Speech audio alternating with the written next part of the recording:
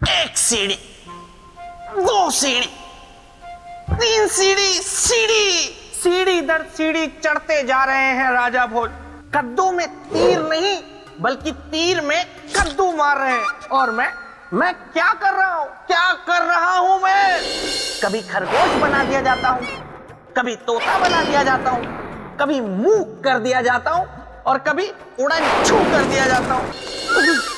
बेटा बेताल, अगर ऐसे ही चलता रहा तो वह दिन दूर नहीं जब तुम्हारे मित्र के सिंहासन पर राजा भोज बैठेंगे ऐसे, और फिर तुम्हें देखकर ऐंठेंगे ऐसे। लेकिन मैं क्या करूं? मैं करूं भी तो क्या करूं? एक तरफ है महामाया और दूसरी तरफ पुतलियों का साया। एक तरफ है सिंहासन की रक्षा करने की सोच और दूसरी तरफ सिंहासन को पाने के लिए एकदम तैयार राजा भोज। मैं क्या करूं? रक्षा, वो भी रक्षक बनकर। वैसे तुम कौन हो? मैं तुम हूं।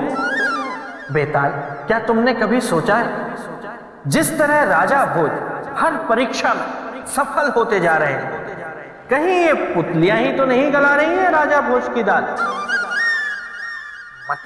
मतलब हो सकता है कि पुतलियां ही राजा भोज की शुभचिंतक हो।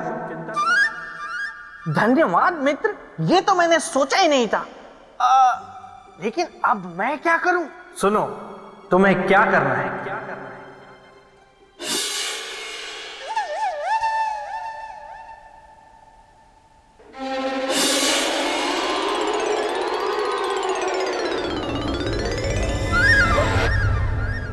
वाह, ये तो कमाल की युक्ति है।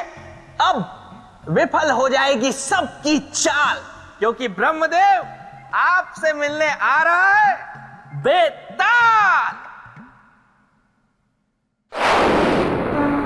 आप सभी इस विषय पर विचार विमर्श कीजिए। उसके उपरांत हमें सूचित कीजिए कि आप सभी का क्या निर्णय है। ब्रह्मदेव की जय हो, ब्रह्मदेव की जय हो। देवतागण मेरा प्रणाम स्वीकार करें।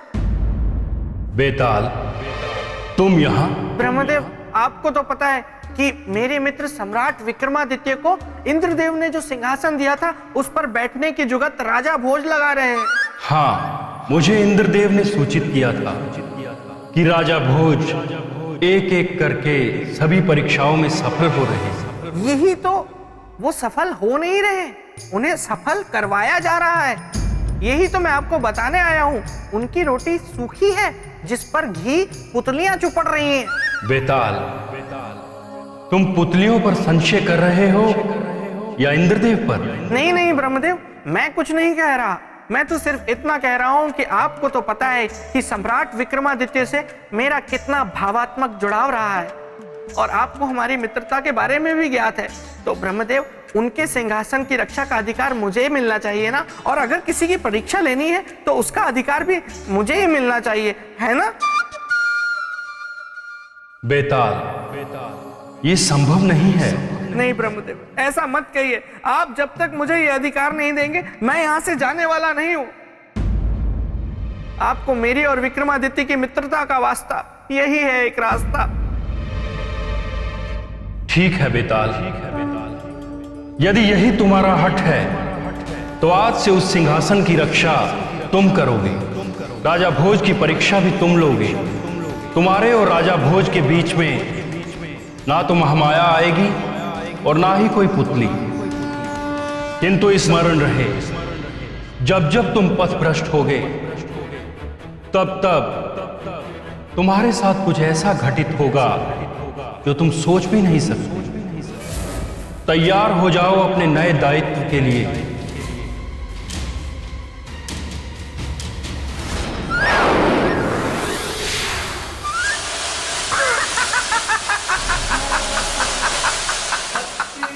मैं हूं बेताल, गलने नहीं दूंगा किसी की दाल।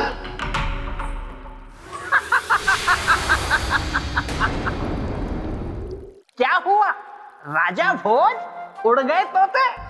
अब तक तो आपने अपनी बहुत दाल गला ली। दाल तो क्या, चावल भी गला ली, लेकिन अब नहीं, क्योंकि यहां से आपकी सारी परीक्षाएं लूंगा मैं, यानी बेताल। क्या श्रीमान बेताल परीक्षा आप लेंगे तो फिर पुतलियां क्या करेंगे? अब ना तो पुतलियां आएंगी और ना देवी महामाया, अब सिर्फ आप हैं, मैं हूं और ये सिंहासन है। आप सिंहासन पे बैठे बिना मानेंगे नहीं और मैं आपको सिंहासन पर बैठने दूंगा नहीं। तो अब देखते हैं कि कौन है किस पर भारी और किसने बाजी मारी। ठीक है श्रीमान बेताल, मैं हर परीक्षा के लिए तैयार।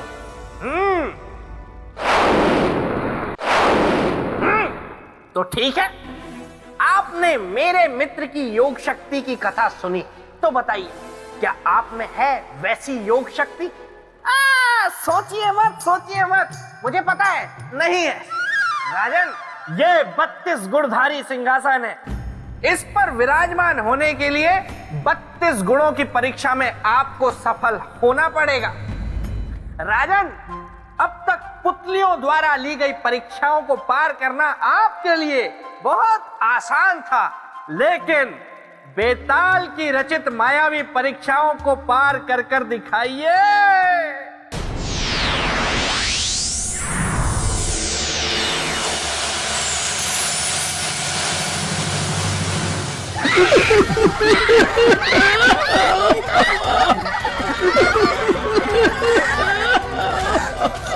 कोई है?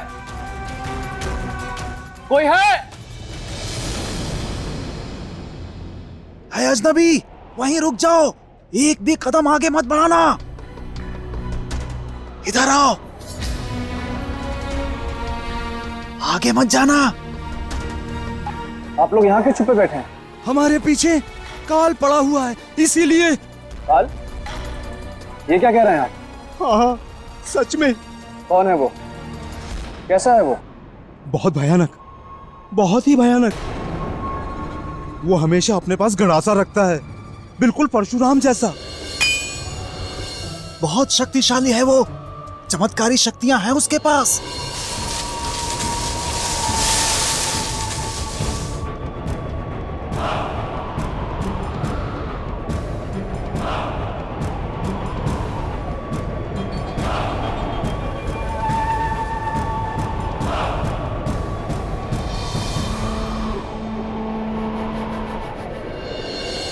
देखिए ना, कितनी अजीब बात है, सर है पर चेहरा नहीं। शास्त्रों और पुराणों में ऐसे जीवों की चर्चा है। क्या? ये अतृप्त शक्तियां होती हैं, और ऐसी शक्तियां जब तक तृप्त नहीं होती किसी के बंधन में नहीं रहती। इससे पहले कि ये किसी भारी संकट का कारण बने, मुझे उसे रोकना होगा। बचाओ, बचाओ, बचाओ, बचाओ! अरे आप लोग भाग कर रहे हैं? अरे रुकिए तो।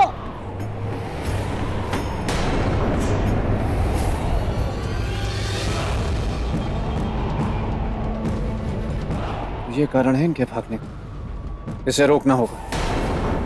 सूरजभान, कहाँ हो तुम सूरजभान? सूरजभान? ये सूरजभान कौन है और ये उसे क्यों बुला रहा है? मैं पूछता हूं कि आखिर कैसे मुक्त हो गया वो? कैसे नहीं बांध पाए आप लोग उसे? कहां चला गया आप लोगों का तंत्र मंत्र? मंत्रीवर, अब उसे मंत्रों से रोक पाना अथवा तंत्र शक्ति से बांध पाना संभव नहीं है। तब उसे बांधने का क्या उपाय है पुरोहित जी? योग शक्ति। अब उसे केवल योग शक्ति से ही बांध सकते हैं। रुक जाओ, रुक जाओ, रुक जाओ, रुक जाओ, रुक जाओ।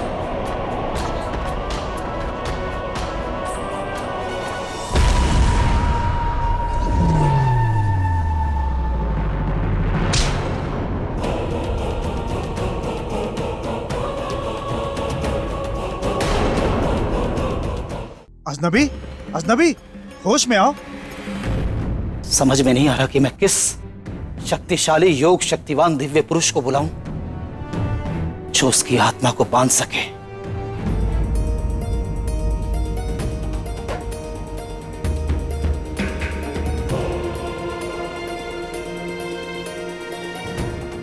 ये सूरजभान कौन है?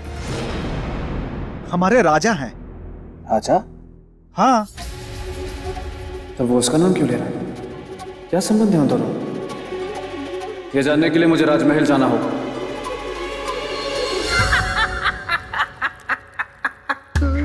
मेरे मित्र के सिंहासन को पाना मुश्किल ही नहीं, असंभव है।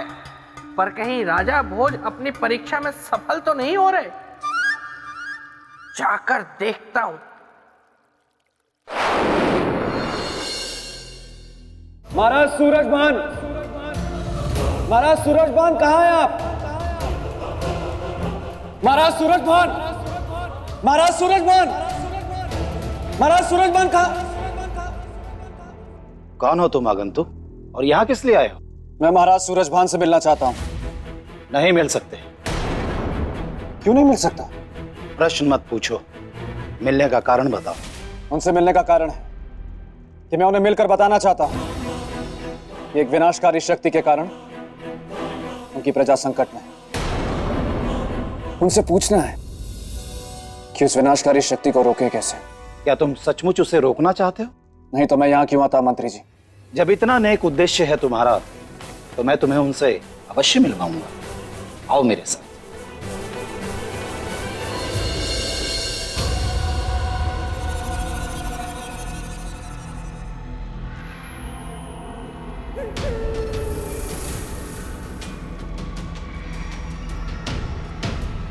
ये किसका शव है मंत्री जी?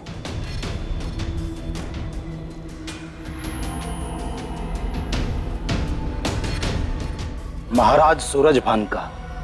महाराज सूरजभान मर गए? कैसे और कब मंत्री जी? 2 दिन पहले। पर वो शक्ति तो इनका नाम ले रही थी। ऐसा क्यों मंत्री जी? बहुत गहरा संबंध है।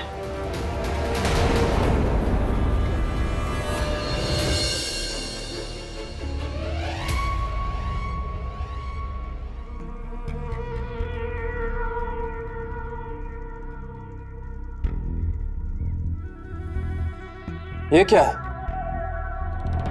आप मुझे क्या दिखाने लाए? ये मटकी। वो तो मैं देख रहा हूं। किंतु जो मैं दिखाना चाह रहा हूं वो आप देख नहीं रहे हैं। क्या?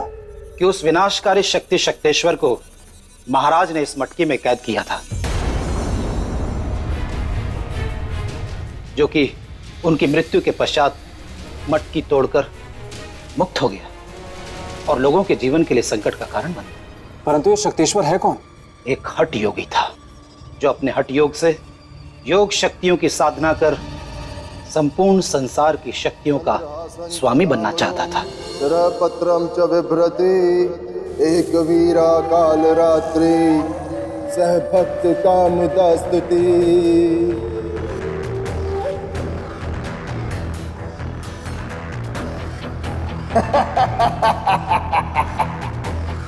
अब मैं कुछ भी कर सकता हूं, कुछ भी, क्योंकि अपने हठ योग से मैंने साध लिया है समय को। मैं सर्वशक्तिमान हूं, सर्वशक्तिमान शक्तेश्वर। नमन करो संसार, नमन करो अपने इस नए विधाता को, नमन करो। उसे अपनी शक्ति पर अभिमान हो गया, स्वयं को वो ईश्वर कहलाने लगा। और जब लोगों ने उसके इस संदेश को नकार दिया तो विचलित हो गया। उसने अपनी शक्तियों से लोगों का विनाश करना शुरू कर दिया। वैसे अगर आज मेरे मित्र विक्रमादित्य होते तो इस शक्तेश्वर को छठी का दूध याद दिला देते। वैसे ये मंत्री अच्छा है, और डराओ राजा भोज को ताकि ये दुम दबाकर भाग जाए। मरता क्या ना करता, लोगों ने विवश होकर उसे अपना ईश्वर मान लिया। एक मनुष्य को ईश्वर? ये तो अनर्थ था। और यहीं से दुर्भाग्य शुरू हो गया।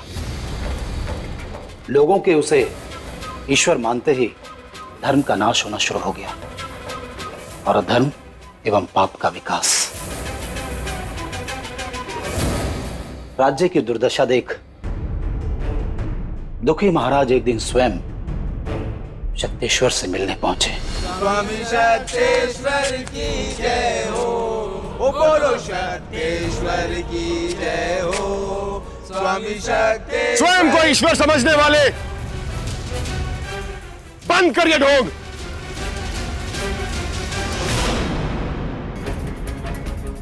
महाराजा सूरजबान, आप राजा होकर भी ये शिष्टाचार नहीं जानते कि जब भगवान के दरबार में आया जाता है तो स्वर में मधुरता रखी जाती। खैर, बोलो, भक्त क्या मांगने आया है भगवान से? शक्तेश्वर, हम तुमसे कुछ मांगने नहीं आए, बल्कि आज तुम्हें कुछ देने आए। क्या देने आया है भक्त भगवान को? ये भक्त इस ढोंगी भगवान को मौत देगा।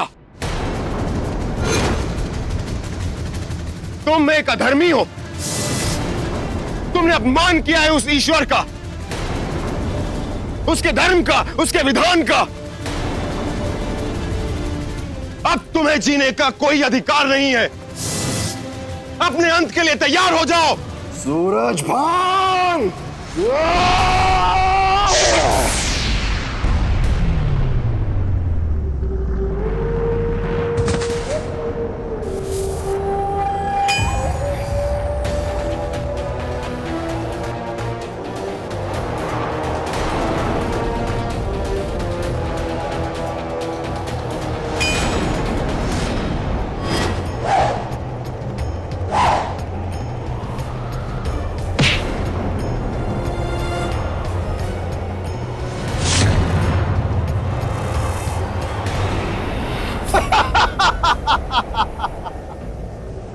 भक्तजनों, आज तुम्हारे ईश्वर ने एक पापी का अंत कर दिया। कहाँ हो तुम लोग? अपने ईश्वर के सामने आओ।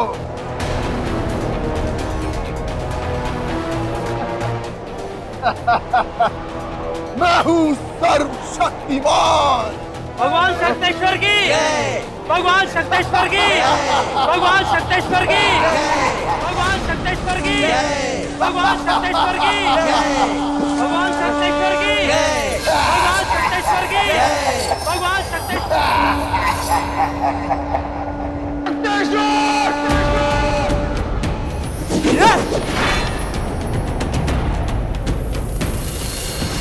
और इस प्रकार महाराज ने शक्तेश्वर का अंत कर दिया और एक अनुष्ठान कर उसकी आत्मा को बंद कर इस मटकी में टांग दिया यहां पर, ताकि मरने वाले की आत्मा मुक्त रहकर लोगों का बुरा ना कर सके। परंतु दुर्भाग्यवश महाराज की मृत्यु हो गई और वो दुष्ट शक्तेश्वर मटकी से फिर मुक्त हो गया। क्या ऐसी शक्ति को राजा भोज रोक पाएंगे? अच्छा ही है, ये मेरी परीक्षा में हो जाएंगे असफल और सिंहासन का भूत इनके सर से उतर जाएगा। तो मंत्री जी,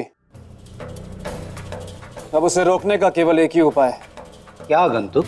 कि फिर से वही अनुष्ठान किया जाए जो महाराज सूरजभान ने किया था और उसे इस मटकी में बंद किया था। क्या बता सकते हैं कि महाराज ने कौन सा अनुष्ठान किया था? योग बंधन अनुष्ठान। योग बंधन अनुष्ठान। तो हम वही अनुष्ठान करेंगे। किंतु ये अनुष्ठान तो बहुत ही खतरनाक है। इसमें शक्तेश्वर तुम्हारी हत्या भी कर सकता है। अब आया ऊंट पहाड़ के नीचे, क्या राजा भोज इतना बड़ा खतरा उठाएंगे? ये मुंह और मसूर की दाल। यदि मेरी हत्या से प्रजा की भलाई होती है तो मुझे अपनी हत्या स्वीकार है। आप अनुष्ठान की तैयारी कीजिए।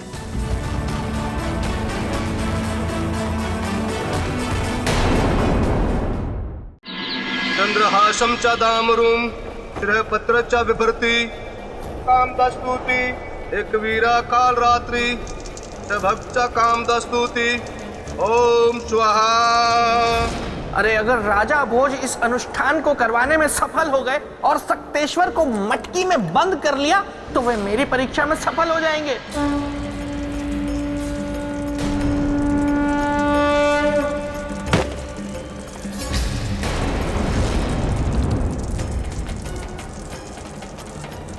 अब शकुन, इसे बंधन में बांधना असंभव है। संसार में कुछ भी असंभव नहीं।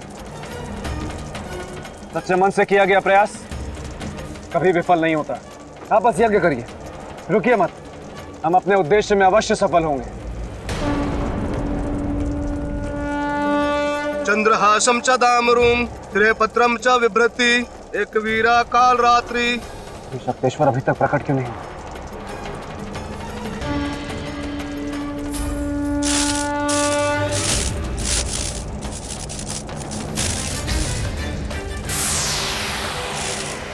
नहीं बांध सकता तू मुझे सूरजभान, नहीं बांध सकता।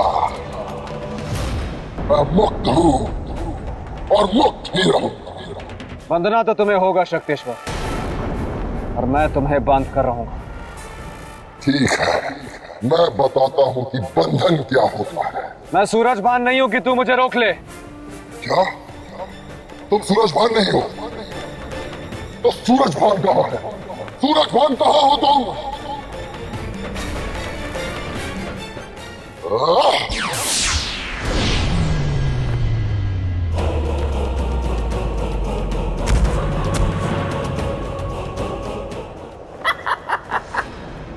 सक्तेश्वर भी बेहद शक्तिशाली है। वो इतनी आसानी से काबू में आने वाला नहीं है।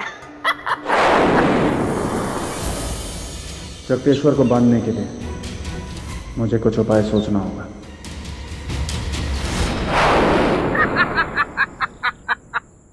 क्या हाल है राजन? मान बेटा, आप यहाँ? जी मैं यहाँ। देखिए राजन, आप मुझे अपना शुभचिंतक समझे या ना समझे, लेकिन मैं अपने आप को आपका शुभचिंतक मानता हूँ। इसीलिए मैं आपको यहाँ ये समझाने आया हूँ कि आप सक्तेश्वर को वश में नहीं कर सकते। आप ऐसा कैसे कह सकते? ऐसा मैं इसीलिए कह सकता हूँ क्योंकि आप महाराज सूरजभान नहीं हैं। और महाराज सूरजभान अगर जीवित होते तो केवल वे ही ये कार्य कर सकते थे, क्योंकि सक्तेश्वर की आत्मा को वश में करने का तंत्र भी सिर्फ उन्हें ही पता था। इसीलिए मैं कहता हूँ राजन कि हट छोड़िए, जिद का घड़ा फोड़िए और मान लीजिए कि आप हार चुके हैं और इस परीक्षा में असफल हो गए, और चलिए उज्जैनी लौट चलिए। नहीं श्रीमान बेटा, मैं आपको वचन देता हूँ कि जब तक सक्तेश्वर को वश में ना कर लूं, तब तक मैं चैन की सांस नहीं लूंगा। और अगर सांसें बची ही नहीं तो? ऐसा तो हो ही नहीं सकता। तो मैं अपने लक्ष्य तक न पहुंच और मेरी सांसें मेरे साथ छोड़। देखिए राजन, जिद करके कोई फायदा नहीं है, इसीलिए जिद छोड़ दीजिए। वैसे जिद से मुझे याद आया कि एक बार मेरे मित्र विक्रमादित्य जब छोटे थे तो वो बचपन में एक चीते के साथ खेल रहे थे, और उन्होंने जिद ठान कि वे चीते से तेज दौड़कर दिखाएंगे, और वे दौड़े भी, लेकिन चीता नहीं दौड़ पाया। वो कहीं और दौड़ गया। ये मुझे क्या हो रहा है? ईमान बेटा, ये क्या हो गया आपको? मुझे नहीं पता मुझे क्या हो रहा है। मैं आपकी कुछ सहायता करूं? जब जब तुम पथभ्रष्ट होगे, तब तब तुम्हारे साथ कुछ ऐसा घटित होगा जो तुम सोच भी नहीं सकते। मैं समझ गया। ईमान बेटा, कुछ करूं मैं? आप क्या मदद करेंगे? आपने कभी बंदर देखा है?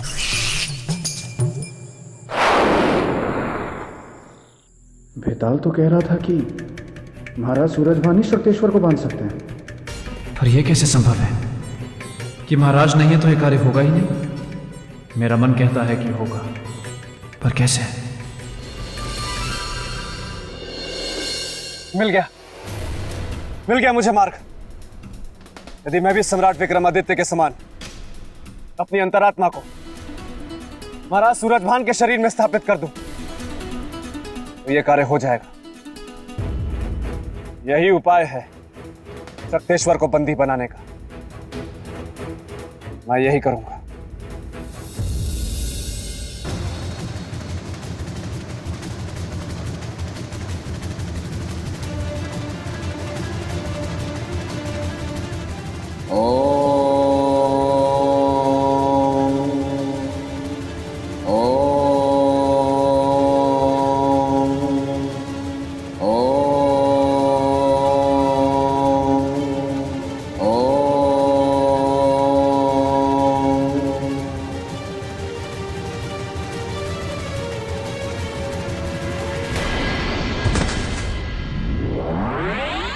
अब मुझे महाराज की मृत्यु की घोषणा कर देनी चाहिए और प्रजाजनों को यह बता देना चाहिए कि शक्तेश्वर से उन्हें अब अपनी रक्षा स्वयं करनी है।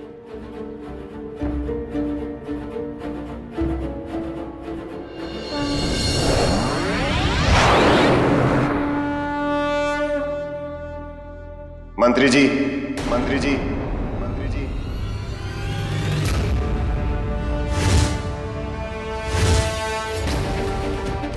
महाराज, महाराज, आप जीवित हैं? मंत्री जी, धर्म का कभी अंत नहीं होता।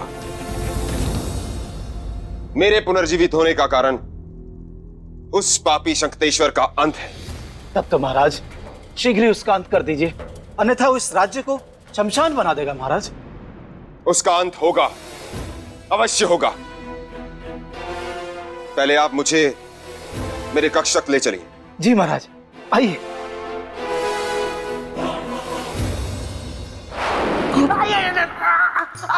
मुझे बचाओ, इस खुजली से कोई मुझे बचाओ। यहाँ तो कांटा है। मेरा गोलू यहाँ होता तो कोई ना कोई रास्ता जरूर दिखा देता। गोलू, गोलू, गोलू, तुम यहाँ? गोलू, मुझे जल्दी से कोई रास्ता दिखाओ जिससे मेरी ये खुजली खत्म हो सके। क्या तुम्हारे पास भी कोई रास्ता नहीं है? तो मैं क्या करूंगा? हे ब्रह्मदेव, ये क्या कर दिया आपने? मैं भावनाओं में बह गया, इसलिए वो सब कर गया। अब मुझे माफ कर दीजिए ब्रह्मदेव। खुजली, खुजली।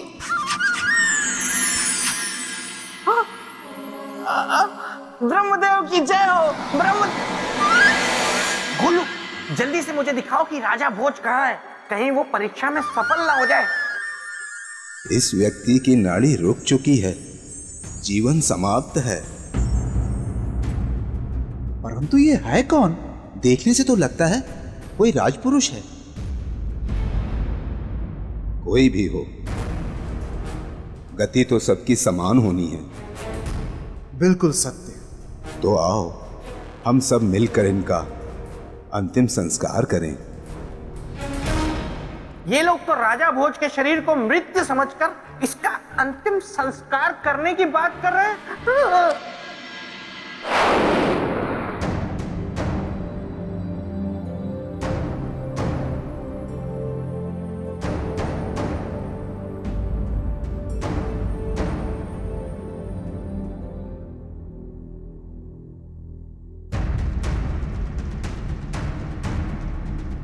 अब मुझे शक्तेश्वर को बंदी बनाने के उस सूत्र को खोजना होगा जो महाराजा सूरजभान के इस कक्ष में है।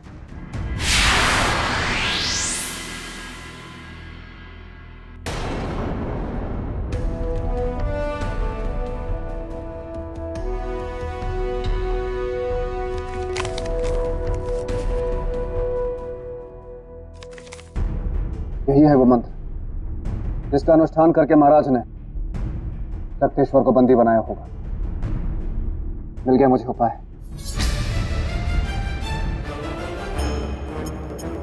इस नक्शे में दर्शाया गया है एक गुफा को, जिसमें प्रवेश तो कर रहे हैं दो लोग, लेकिन बाहर आ रहा है केवल एक। यही विधि होगी शक्तेश्वर को बंदी बनाने की। अब तो नहीं बचेगा शक्तेश्वर, नहीं बचेगा।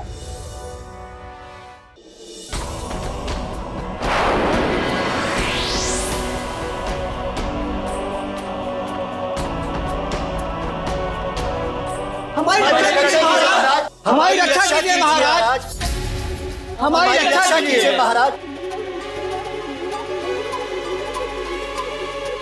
शक्तेश्वर के कारण अब आप लोगों को कोई कष्ट नहीं होगा। मंत्री जी, आज्ञा महाराज। आप जाइए और जनता की चिकित्सा और सुरक्षा का प्रबंध कीजिए। हम एक कार्य पूरा करके आते हैं। जी महाराज। आइए आप सब।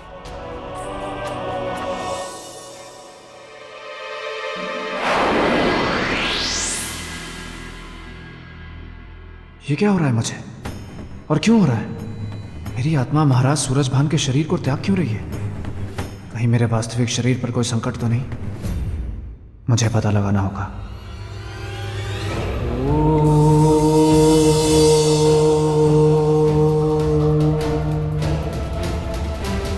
हमने आसपास के गांव में भी पता कर लिया है, कोई भी नहीं जानता इस राजपुरुष को। मेरे विचार से, वैदिक रीति से इसका अंतिम संस्कार अब शीघ्र ही कर दिया जाना चाहिए। ये ऋषिगण तो मेरे शरीर का अंतिम संस्कार करने जा रहे हैं। मुझे रोकना होगा उन्हें, अन्यथा मैं कभी अपने जीवन में वापस नहीं लौट पाऊंगा। और अपनी प्रजा एवं पत्नी को जो मैंने लौटने का वचन दिया है वो अधूरा रह जाएगा। इसलिए मुझे उनकी रक्षा के लिए जीवित रहना ही होगा। किंतु ऋषिवर, सूर्यास्त हो रहा है और शास्त्रों के अनुसार सूर्यास्त के बाद किसी भी मनुष्य का दाह संस्कार करना वर्जित है। इसलिए हमें प्रातः काल तक प्रतीक्षा करनी होगी। इसका अर्थ की मेरे पास समय है केवल एक रात का। अब इतने ही समय में मुझे शक्तेश्वर को बांधना भी होगा और अपने शरीर में वापस भी लौटना होगा। अनर्थ ना हो जाए, इसलिए मुझे निर्धारित समय में ही इस राज्य को शक्तेश्वर के संकट से मुक्त कर अपने शरीर में वापस लौटना होगा। चंद्रासंच दामरो शिरः पत्रम च विभूति एक वीरा काल रात्रि सह भक्त चह कामदास स्तुति। अब इस अग्नि चक्र को पार कर आगे नहीं बढ़ पाएगा शक्तेश्वर।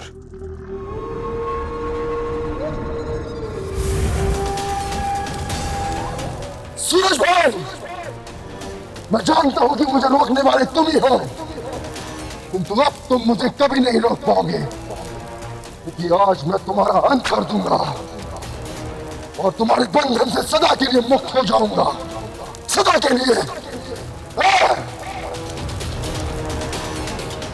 चंद्रासंच दामरो शिरः पत्रम च विभूति एक वीरा काल रात्रि सह भक्त चह कामदास स्तुति। चंद्रासंच दामरो शिरः पत्रम च विभूति एक वीरा काल रात्रि सह भक्त चह कामदास स्तुति। मेरा सब कुछ, मेरा शरीर, मेरी शक्ति और मेरी स्वतंत्रता छीनने वाले सूरजभान, आज मैं तुझे जीवित नहीं छोड़ूंगा। शिरः पत्रम च विभूति एक वीरा काल रात्रि सह भक्त चह कामदास।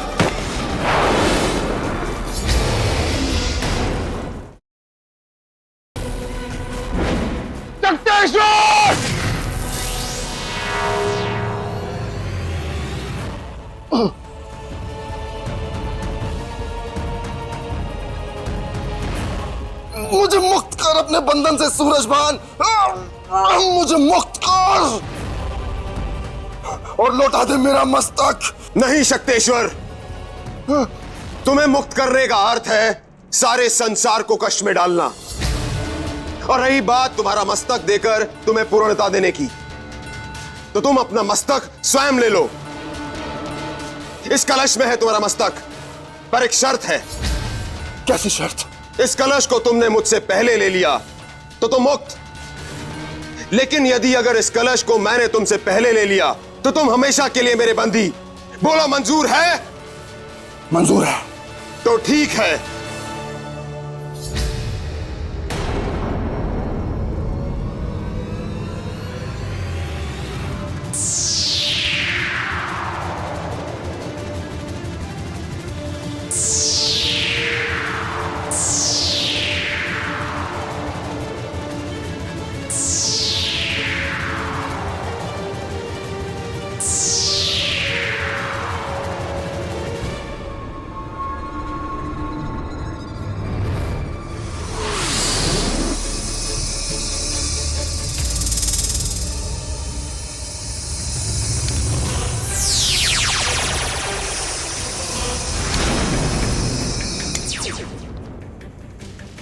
सूरजभान, मुझे मुक्त कर।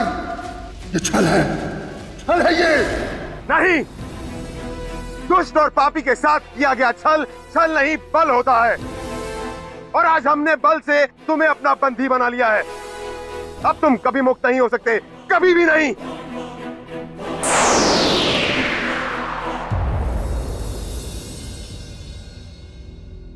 भोर होने वाली है।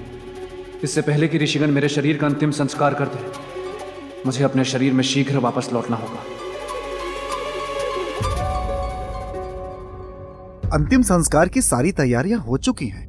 प्रातःकाल होते ही गांव वालों की उपस्थिति में सारे विधि विधान के साथ इस अज्ञात राजपुरुष का अंतिम संस्कार कर दिया जाएगा। कैसी विडंबना है कि इसकी अंतिम यात्रा में इसका अपना कोई परिजन नहीं। क्या करूं? अगर राजा भोज सही समय पर वापस नहीं लौटे तो ये लोग उनके शरीर का सवा सत्यानाश कर देंगे और फिर राजा भोज के पास सिवाय हाथ मलते रह जाने के कुछ नहीं बचेगा। मैं ये तो चाहता हूं कि राजा भोज सिंहासन पे ना बैठे, लेकिन मैं ये नहीं चाहता कि उनका शरीर नष्ट हो जाए।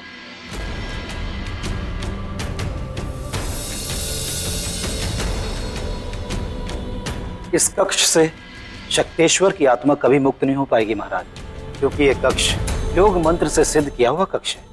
महाराज, अब आप इस कलश को इस स्थान पर स्थापित कर दें।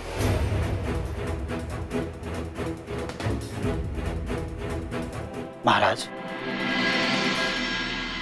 ये सच मेरे लिए अकल्पनीय है कि 2 दिन तक मृत रहने के बाद भी आप जीवित हैं। क्या यह संभव है महाराज? मुझे तो ये किसी चमत्कार से कम नहीं लग रहा।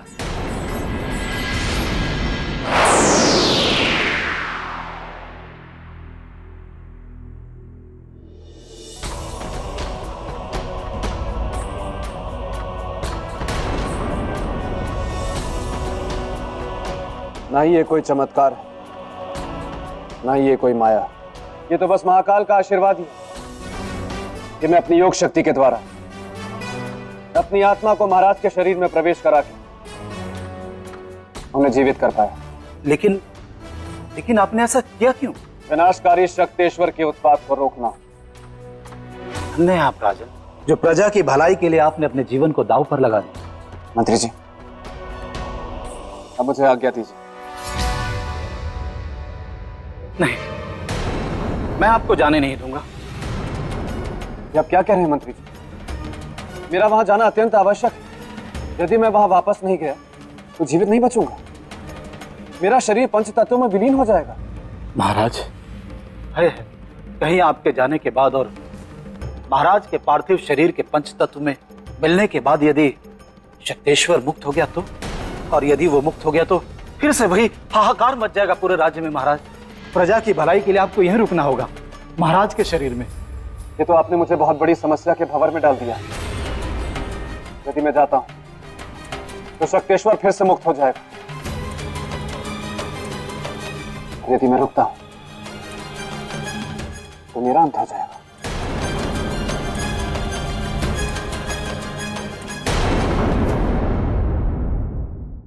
प्रजा की भलाई के लिए आपको यहीं रुकना होगा, महाराज के शरीर में। ये तो आपने मुझे बहुत बड़ी समस्या के भंवर में डाल दिया। यदि मैं जाता हूं तो शक्तेश्वर फिर से मुक्त हो जाएगा। यदि मैं रुकता हूं तो मेरा अंत हो जाएगा। कोई ऐसा मार्ग निकालिए जिससे किसी का भी अहित ना हो।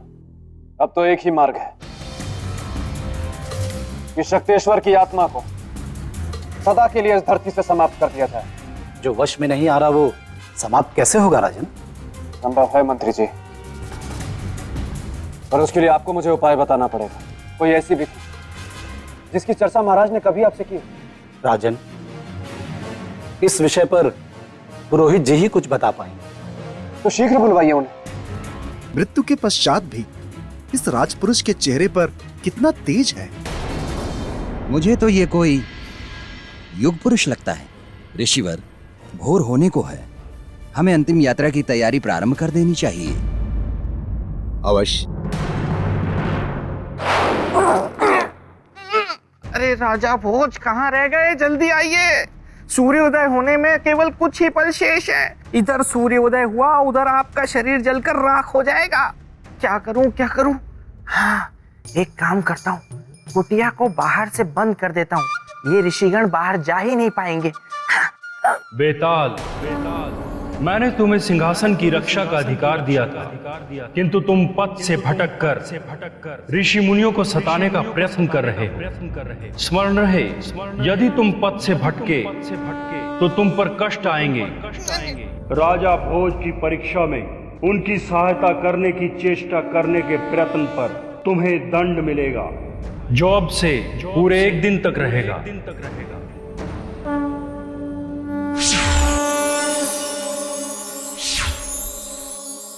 अब क्या किया इन्होंने? हैं? मेरी आवाज, ब्रह्मदेव, मेरी आवाज को क्या बना दिया? महाराज, मृत आत्माओं से मुक्ति पाने का एक ही मार्ग है, पिंडदान, क्योंकि इससे उन्हें पितृलोक में स्थान प्राप्त हो जाता है।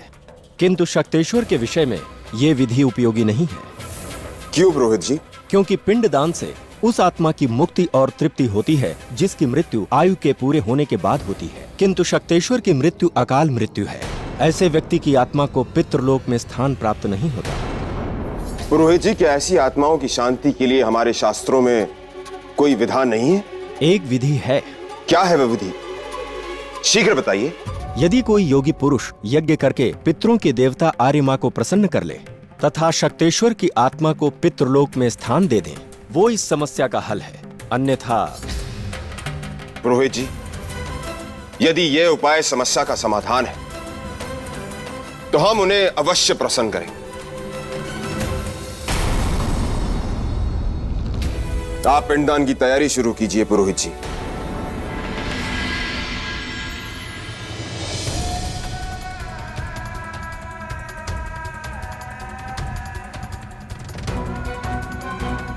अब हमें शमशान भूमि के लिए प्रस्थान करना चाहिए। ओम कल्लवाडलम पितृ संतानम, ओम चतुर्दर्शानम, ओम भू पितृ संतानम, ओम भुआ पितृ संतानम। जल अर्पित कीजिए महाराज।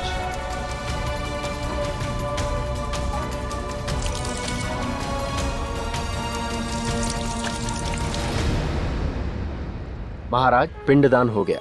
पुरोहित जी, अब इसके आगे? जिस पितृलोक में पुनर्जन्म से पहले हमारे पूर्वजों की आत्मा वास करती है और अपने वंशज के दान पुण्य से उनकी तृप्ति होती है, उस लोक के मुख्य देवता आर्यमा के आशीर्वाद की हमें प्रतीक्षा करनी होगी। हमें कैसे पता चलेगा कि देव आर्यमा हमारे इस पिंडदान से प्रसन्न हुए हैं? जब कौवे आकर इन पिंडों को ग्रहण करेंगे, तब हमें ये ज्ञात हो जाएगा कि वे प्रसन्न हुए। कौवे क्यों पुरोहित जी? क्योंकि कौवे पितृ के और उनका पिंड ग्रहण करना पितरों की तृप्ति का प्रतीक है, इसलिए उनका इन पिंडों को ग्रहण करना अनिवार्य है, जो ये प्रमाणित कर देगा कि देव आर्यमा इस विधान से प्रसन्न है। राम नाम सत्य है, राम नाम सत्य है, राम नाम सत्य है, राम नाम सत्य है।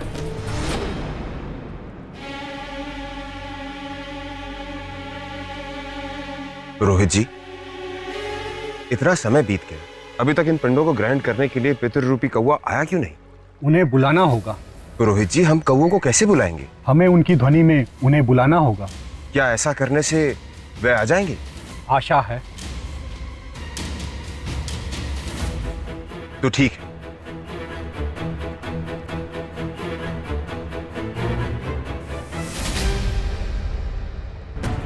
काव काव काव काव काव। राम नाम सत्य है, राम नाम सत्य है, राम नाम सत्य है। काव काव काव काव।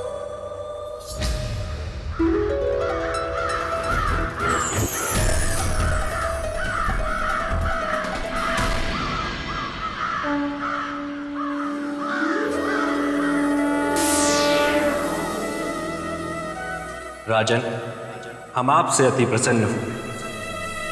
बताइए, हम आपके लिए क्या कर सकते हैं? हे देव आर्यमा, इस कलश में एक अतृप्त आत्मा है। इसे अपने पितृलोक में स्थान दे ताकि पृथ्वीवासी इसकी यातना का शिकार ना बने। राजन, संसार के कल्याण हेतु हमें इस आत्मा को अपने पितृलोक में स्थान अवश्य दें।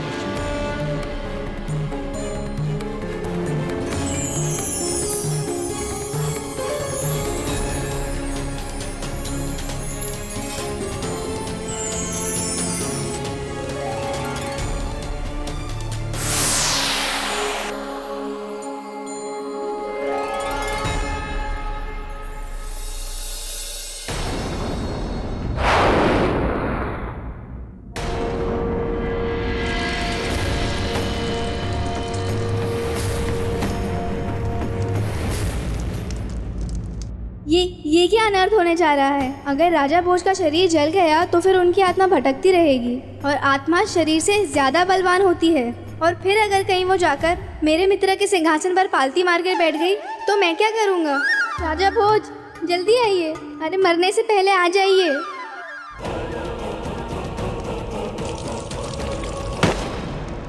अब मुझे आज्ञा दें। राजन, ये राज्य सदा आपका आभारी रहेगा। इसमें आभार कैसा मंत्री जी? मैंने तो बस एक राजा का कर्तव्य निभाया है और प्रजा की रक्षा करना तो एक राजा का परम धर्म होता है। अब मुझे विदा दें।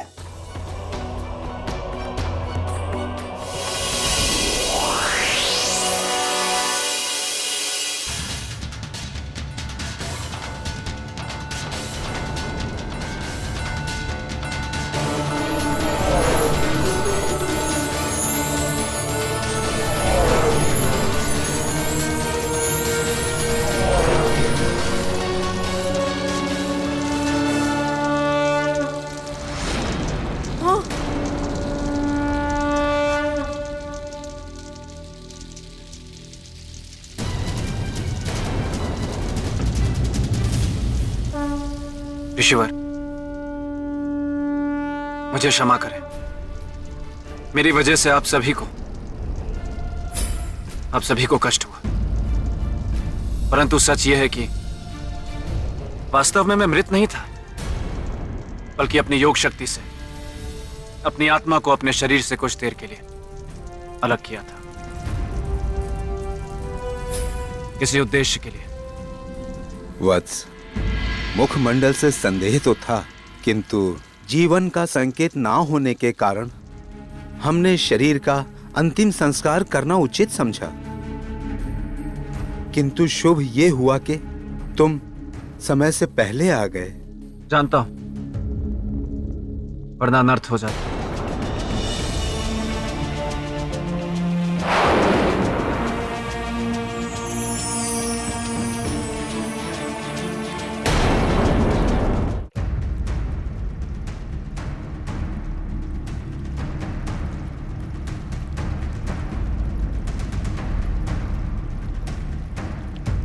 कैसे है राजन?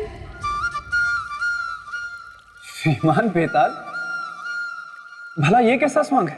मैंने सोचा राजन कि ना तो यहाँ देवी महामाया है और ना ही अन्य पुतलियाँ। आपको उनकी याद सताती होगी, क्योंकि अब तो केवल मैं ही आपकी परीक्षाएं लूँगा। तो मैंने सोचा कि क्यों ना स्त्री की आवाज़ बनाकर आपका थोड़ा मनोरंजन कर दूँ। आपने मेरे लिए इतना सोचा, इसके लिए आपका अनेक अनेक धन्यवाद। परंतु आपकी पहले की आवाज बेहतर थी। अब इसको कैसे समझाओ कि पूरा एक दिन मेरी आवाज ऐसे ही रहने वाली है? राजन, आप ये बताइए कि श्रीमान बेताल, रुकावट के लिए मैं आपसे क्षमा चाहता हूँ, किंतु मैं आपसे ये पूछना चाहता हूँ कि मैं योग शक्ति की परीक्षा में सफल हुआ या असफल? आपको क्या लगा राजन कि आपने कद्दू में तीर मार दिया? माफ कीजिएगा राजन, लेकिन मैं आपको सिंहासन की अगली सीढ़ी चढ़ने नहीं दे सकता, क्योंकि आप मेरी परीक्षा में, यदि तुम पथ से भटके तो तुम पर कष्ट आएंगे। आपकी परीक्षा में सफल तो नहीं हुए, लेकिन क्या करूं, मेरा हृदय बहुत दयालु है। इसलिए चलिए चढ़ जाइए 5वीं सीढ़ी। धन्यवाद श्रीमान बेताल, अनेक अनेक धन्यवाद।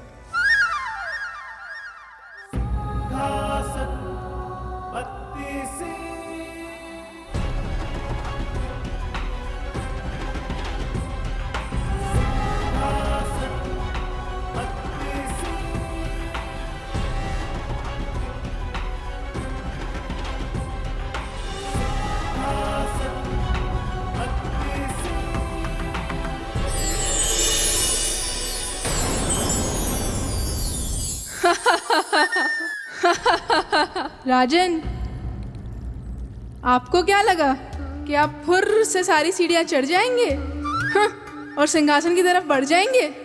नहीं राजन नहीं, मैं हूं बेताल, जो गलने नहीं देगा आपकी दाल।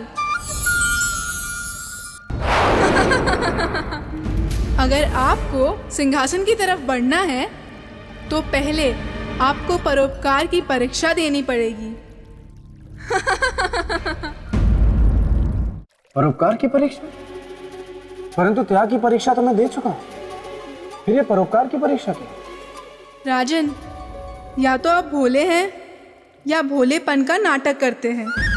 इतने ज्ञानी बनते हैं, आपको इतना भी नहीं पता कि त्याग स्वयं के लिए किया जाता है, लेकिन परोपकार केवल दूसरों के लिए ही किया जाता है।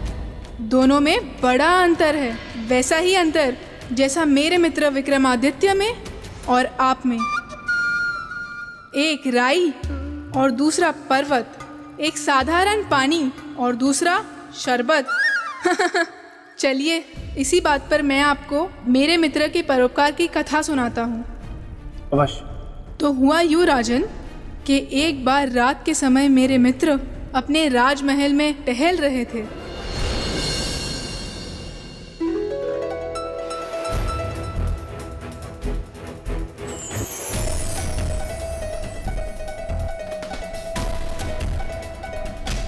हर घर में प्रकाश फैलाने वाली है बातिया।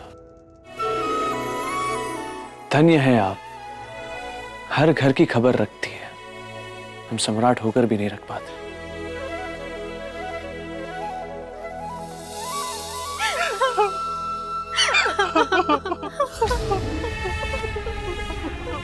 ठीक है, ये तो बातिया रो क्यों रही? क्या दुख है इन्हें? इस घर की है ये बातिया। लगता है जिस घर की है उस पे या तो कोई विपत्ति है या फिर कोई विपदा आने वाली है। हमें पता लगाना होगा कि ये रो क्यों रही है।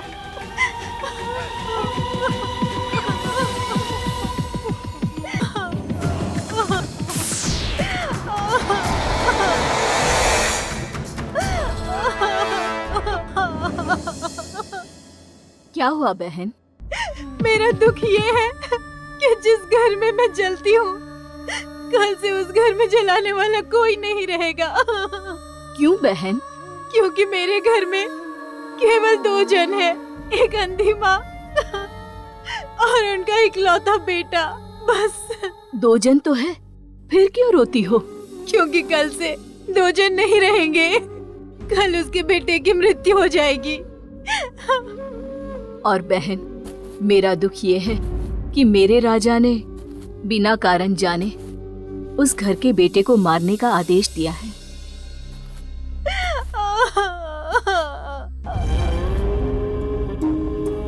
देवियों, प्रणाम सम्राट। प्रणाम। आप यहाँ हमारे पास? आप ही की बातें सुनकर यहाँ आ रहे हैं। क्या आप हमें बता सकती कि वो युवक कौन है जिसकी मृत्यु होने वाली है, और कौन है जो उसे मृत्यु दे रहा है? आप जानकर क्या करेंगे सम्राट?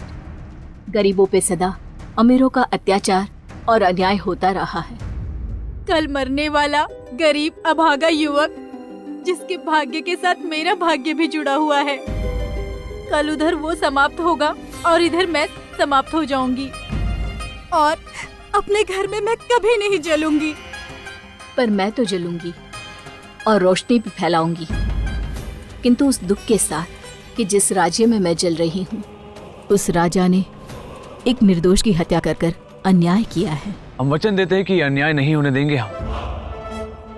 कृपया आप हमें उस युवक का नाम बता दीजिए जिसकी मृत्यु होने वाली है, और उस राजा का नाम जो ये अन्याय करने जा रहा है। उस युवक का नाम है नामदेव। और वो राजा है भद्रपुर के राजा रुद्र प्रताप। रुद्र प्रताप। देवियों, परंतु हमें यह तो बताए कि क्षमा करें सम्राट, हम इससे अधिक आपको कुछ नहीं बता सकते। इसका मतलब है कि आगे की विस्तृत जानकारी हमें वारामिहिर जी ही दे सकते हैं।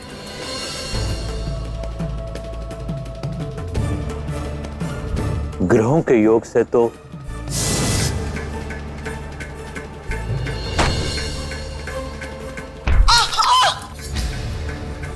ये कैसी आवाज?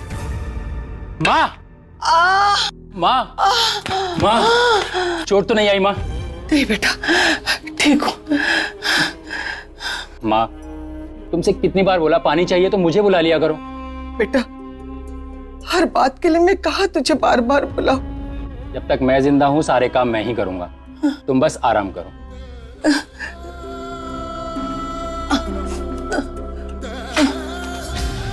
क्या बात है वारामिहिर जी, आप कुछ कहते कहते रुक गए। जब साक्षात काल हो तो मैं क्या कहूं सम्राट? इसका मतलब? इसका मतलब उसके ऊपर मृत्यु योग चल रहा है सम्राट, उसका बचना कठिन है। और क्या है उस युवक की कुंडली में वारामिहिर जी? वो अभी तक अविवाहित होगा। उसके पिता की मृत्यु बचपन में ही हो गई होगी।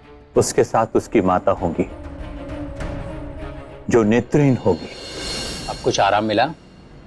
हाँ बेटा, चुक चुक जियो मेरे लाल, चुक चुक जियो। बहुत कष्टमय समय है और इसी कष्ट में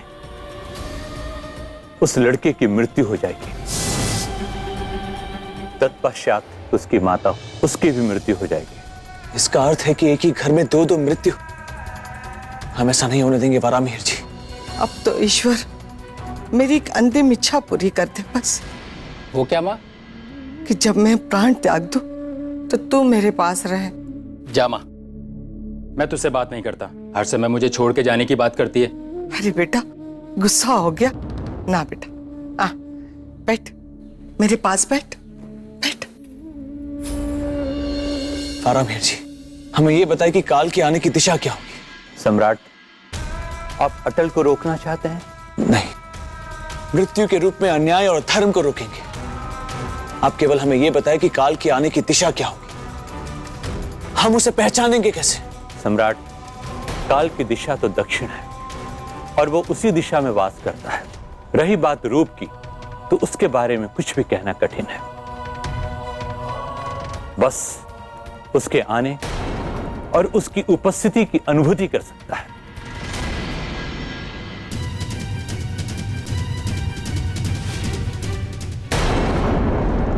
देखा राजन, देखा आपने कितने परोपकारी थे मेरे मित्र विक्रमादित्य।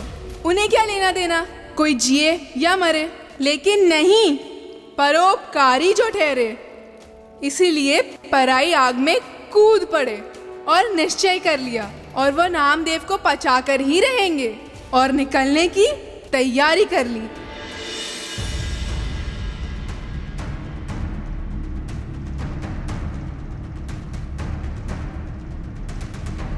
क्या बात है महाराज? सम्राट, क्षमा करें, आज तक हमने आपका मार्ग कभी नहीं रोका,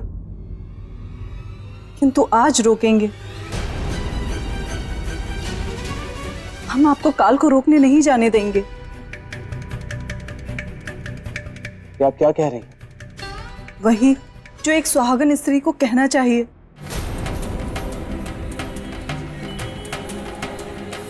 हम आपकी भावनाओं को समझ सकते हैं महारानी जी, आपके प्रेम का सम्मान करते हैं, परंतु काल को रोकना आवश्यक है। यदि नहीं रोका तो एक निर्दोष युवक ही नहीं मरेगा, परंतु उसके साथ उसकी अंधी मां की भी मृत्यु हो जाएगी, जिसकी सारी कामना अपने पुत्र के साथ जुड़ी हुई है। किंतु आप पर कोई संकट आए, हम ये भी तो सहन नहीं कर सकते सम्राट। हमारे साथ जो होगा जो नहीं होगा ये भविष्य की बात है, परंतु मां और बेटे के साथ जो हो रहा है वो वर्तमान में हो रहा है, और वर्तमान को सुधारना हमारे लिए अधिक आवश्यक है। अब आप ही बताइए महारानी, हम क्या करें? आप ही निर्णय लीजिए। हमारी शुभकामनाएं आपके साथ हैं।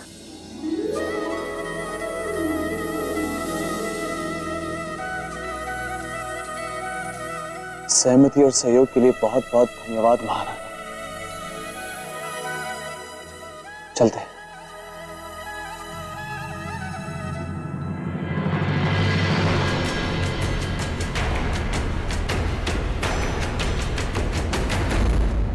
हम भी चाहते हैं कि आपके हाथों उस निर्दोष युवक की जान बचे,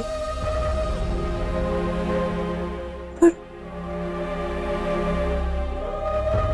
साथ ही साथ हम ये भी चाहते हैं कि हमारे साथ कुछ अप्रिय ना घटे।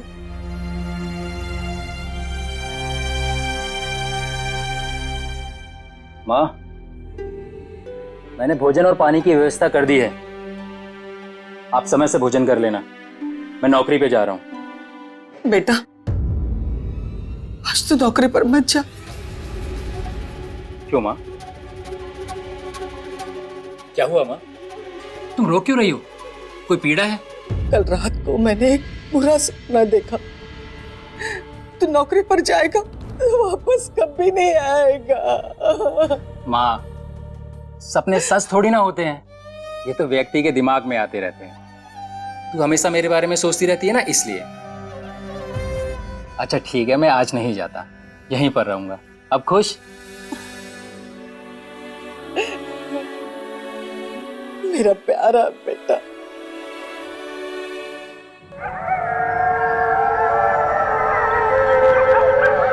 ये क्या? दिन में सियार के रोने की आवाज।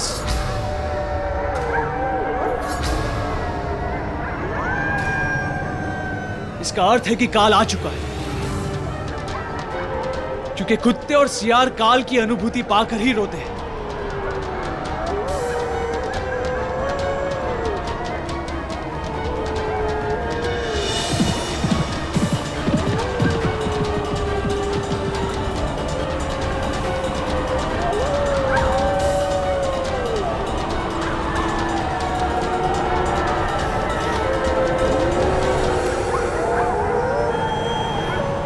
सियार के रोने की आवाज इसी दिशा से आ रही है। इसका अर्थ यह है कि काल भी इसी दिशा से आया होगा। हमें इसी दिशा में जाना चाहिए।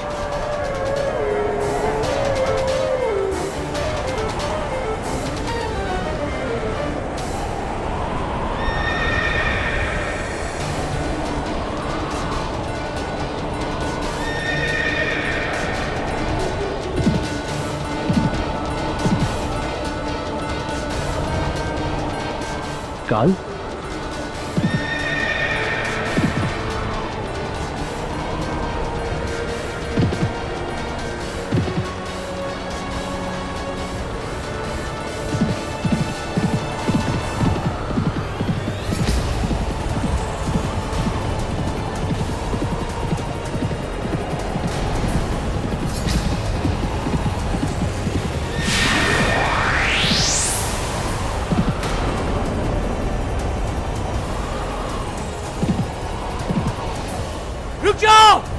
रुक जाओ काल!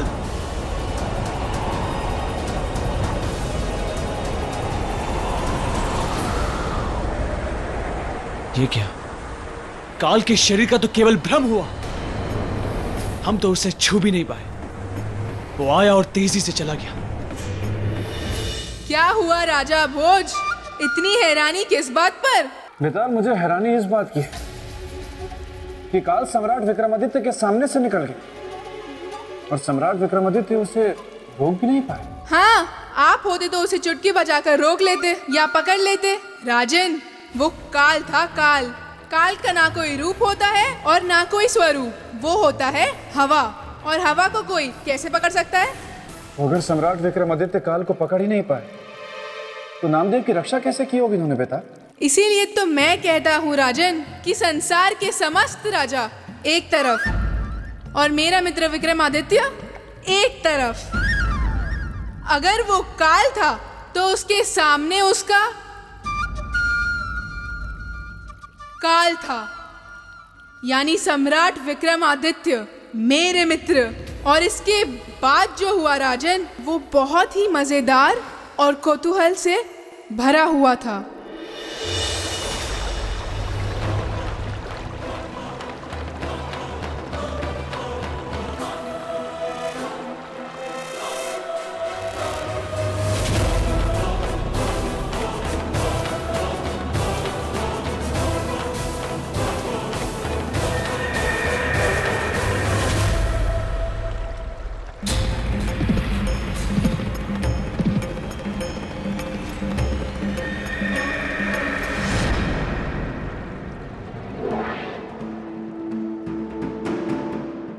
ये संसार में विराजमान पंचतत्व,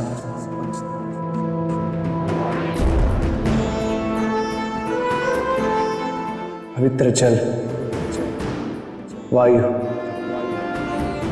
अग्नि, पृथ्वी और आकाश,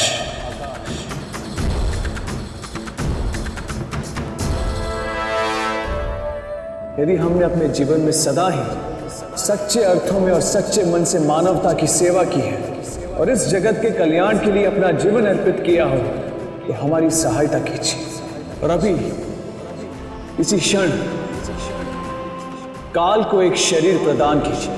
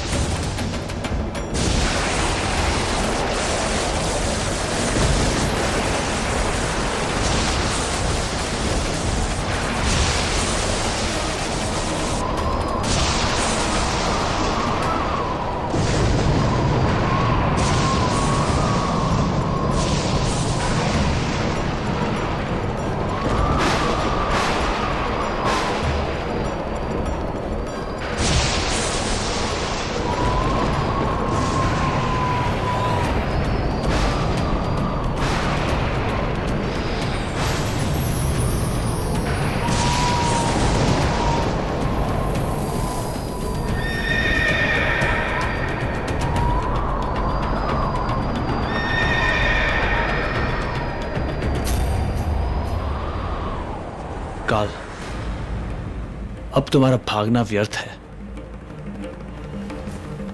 क्योंकि हमने तुम्हें शरीरधारी बना दिया है। अब हम तुम्हें छू भी सकते हैं और रोक भी सकते हैं। हम किसी निर्दोष की मृत्यु नहीं होने देंगे, कभी नहीं।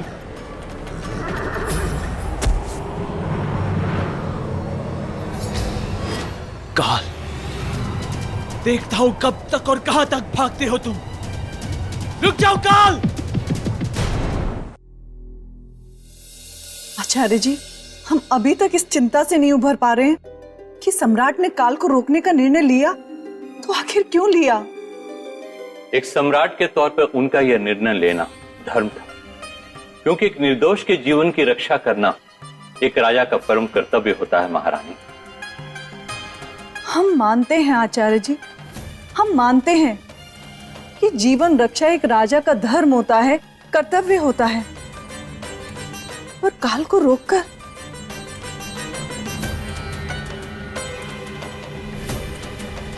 सच कहें तो इस बार सम्राट ने हमें शुभ और अशुभ के दो पार्टों के बीच पिसने को छोड़ दिया है। हम बुरे विचारों से अपने आप को मुक्त ही नहीं कर पा रहे हैं। आपकी आशंका निराधार नहीं है महारानी, क्योंकि काल को रोकना कभी भी शुभ हो ही नहीं सकता,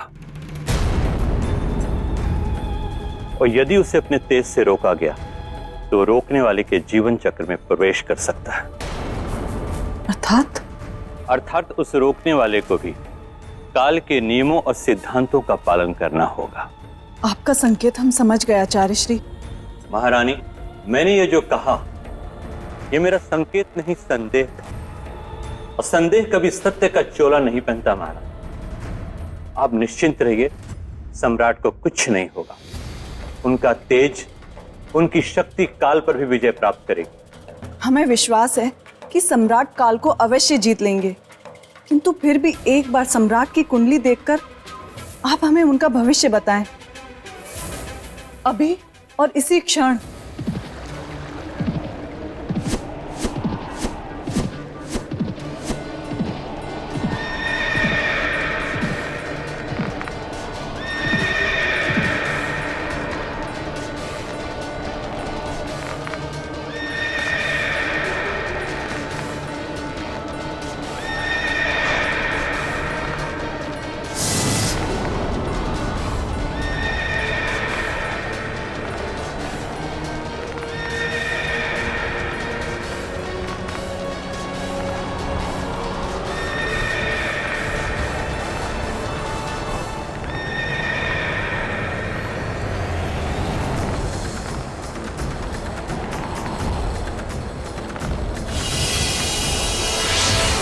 विक्रमादित्य,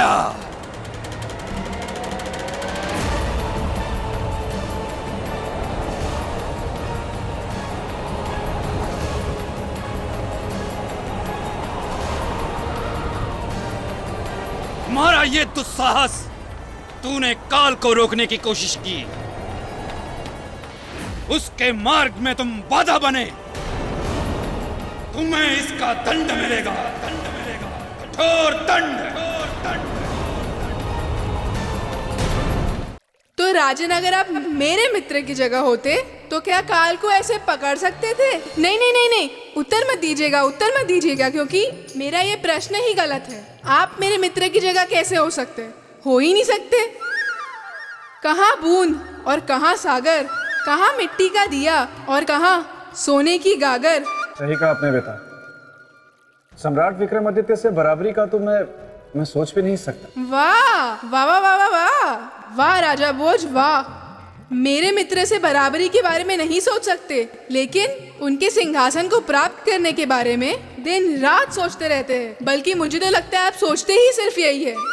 श्रीमान बेतार, मैंने आपसे पहले भी कहा कि इस सिंहासन को मैं अपनी प्रजा के हित के लिए प्राप्त करना चाहता हूँ। इसलिए आप कृपया करके मुझे सम्राट विक्रमादित्य की परोपकार की कथा सुनाएं, ताकि मैं उससे प्रेरणा लेकर इस सिंहासन को प्राप्त कर सकूं।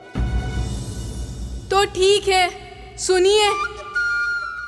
मेरा मित्र था काल के सामने और महारानी थी वराह मिहिर जी के सामने। आचार्य जी, देख ली आपने सम्राट की कुंडली? महारानी, मेरा ऐसा मत है कि अनावश्यक कुंडली नहीं देखनी चाहिए। कुंडली देखने का अर्थ है काल की गणना, और काल की गणना शुभ हो या अशुभ, आप बस सम्राट की कुंडली देखिए, ये हमारा आदेश है। जी महारानी।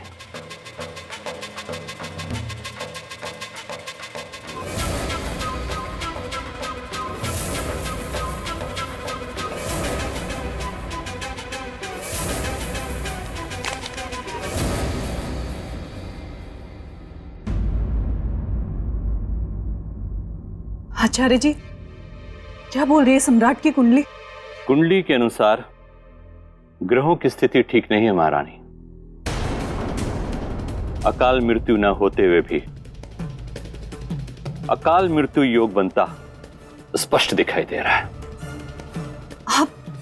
आप अपनी बात स्पष्ट कहें, हमें कुछ समझ नहीं आ रहा आचार्य जी। महारानी, ग्रहों की ऐसी स्थिति में मनुष्य स्वयं अपने कर्मों के द्वारा मृत्यु को आमंत्रित करता है। जैसे दो व्यक्तियों के झगड़े में अकारण तीसरे का आ जाना और उनके हथियार से उनका मारा जाना।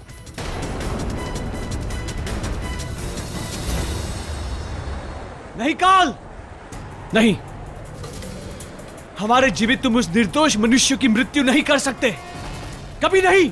विक्रमादित्य, हट जाओ मेरे मार्ग से और जाने दो मुझे। इसके आगे हम तुम्हें नहीं जाने देंगे, किसी भी परिस्थिति में नहीं।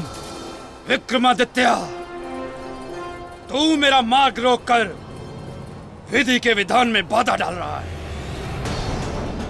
मान ले मेरी बात और जाने दे मुझे। परोपकार के हट में तू अपनी अकाल मृत्यु बुला रहा है। मृत्यु का भय नहीं है हमें। ओह, तो तू मरना चाहता है? मरने की चिंता नहीं है हमें काल, परंतु उस निर्दोष मनुष्य को, उसे कभी नहीं मरने देंगे। वो अपनी अंधी मां का सहारा है, अपने घर का दीपक है। हम उस घर को दुखों के अंधेरों में कभी नहीं डूबने देंगे। यह हमारा संकल्प है। तो तू अब मेरे क्रोध के कुएं में डूबेगा। तुम्हारी ये परोपकार की इच्छा ही तुम्हारा काल बनेगी। हट जाओ। काल, उस निर्दोष की मृत्यु करने से पहले तुम्हें हमारे साथ युद्ध करना होगा।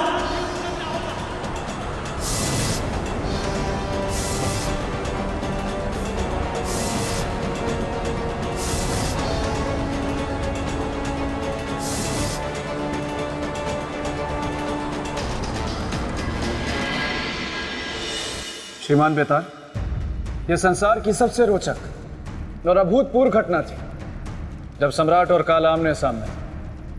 फिर आगे क्या? फिर वो दोनों सो गए। सो गए? आप भी ना राजन, बड़े ही अजीब अजीब प्रश्न करते हैं। जब मेरे मित्र ने काल को युद्ध के लिए ललकारा था तो दोनों के बीच युद्ध ही हुआ होगा ना। कोई उन्होंने मिलकर नृत्य तो किया नहीं होगा। फिर हुआ दोनों में युद्ध, वो भी भयंकर।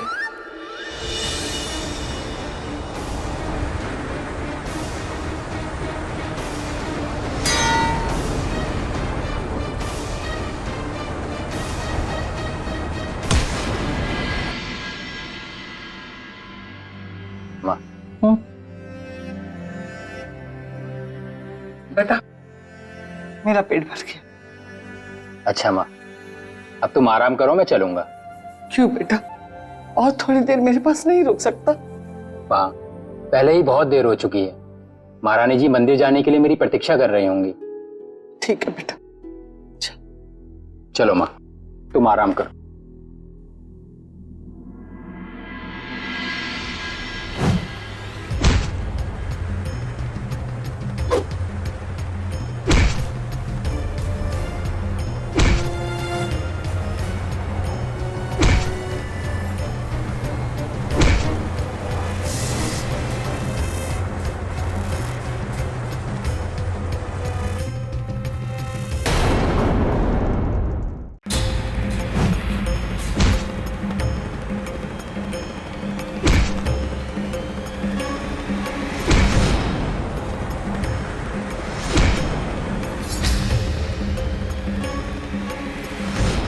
अच्छा माँ, अब तू आराम से सो जाना। मैं महारानी जी की पूजा खत्म होते ही वापस आ जाऊंगा। जल्दी आना। हाँ माँ, जल्दी ही आऊंगा। श्रीमान बेताल, मैं जानने को उत्सुक हूं कि कथा में आगे क्या हुआ और युद्ध का परिणाम क्या हुआ। सब बताऊंगा राजन। आगे हुआ ये कि जीवित तितलियां। तितलियां? इसका मतलब सौंदर्य लेखा यहाँ आ रही है और वो ये मेरी स्त्री वाली आवाज भी सुन लेगी। सौंदर्य लेखा? राजन, आप जरा यहीं रुकिए क्योंकि मुझसे मिलने कोई आया है प्रेत लोक से। बेतालनी मैंने बताया था ना, मैं उससे मिलकर उसे वापस भेजकर जल्दी आता हूँ।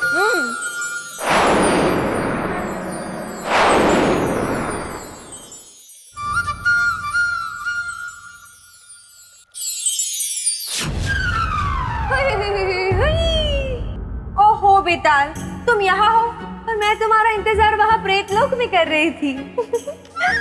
अरे बेताल, कुछ तो बोलो। क्या तुम मुझे देखकर खुश नहीं हो? कुछ तो कहो। अब इसको कैसे बताओ कि ब्रह्मदेव ने तो मुझे कुछ बोलने लायक ही नहीं छोड़ा। डांट दो या ताने मारो। देखो सौंदर्य लेखा। अरे बेटा, तुम तो बड़े हंसमुख हो। देखो सौंदर्य लेखा।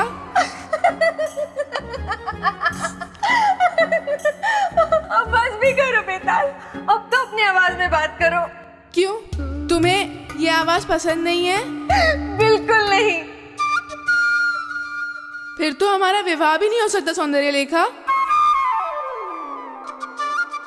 पर ऐसे क्यों? देखो सौंदर्य लेखा, ये एक बड़ी दुख भरी कहानी है। मेरी आवाज एक श्राप की वजह से हमेशा के लिए ऐसी हो गई है, अब कभी पहले जैसी नहीं हो पाएगी। तो विवाह करने का क्या अर्थ? नहीं नहीं बेटा, तुम तो मुझे ऐसे आवाज में भी पसंद हो। लेकिन मुझे पसंद नहीं है, मैं ऐसे विवाह नहीं कर सकता। अच्छा नहीं लगेगा। जब तुम बोलोगी तो लगेगा कि तुम बोल रही हो, और जब मैं बोलूंगा तो भी यही लगेगा कि तुम ही बोल रही हो। और जब सब कुछ बोलना ही तुम्हें है तो विवाह करने का क्या अर्थ? नहीं बेटा, ऐसे नहीं हो सकता। इस शाप का कोई तो तोड़ होगा। इसका सिर्फ एक ही तोड़ है सौंदर्य लेखा। किष्किंधा पर्वत जाना होगा। हम दोनों को? नहीं, सिर्फ तुम्हें। और वहां जाकर श्री बेतालेश्वर का जाप करना होगा 90 लाख बार। सोच लो। फिर अपना विवाह हो जाएगा? ठीक है, तो मैं अभी जाती हूँ।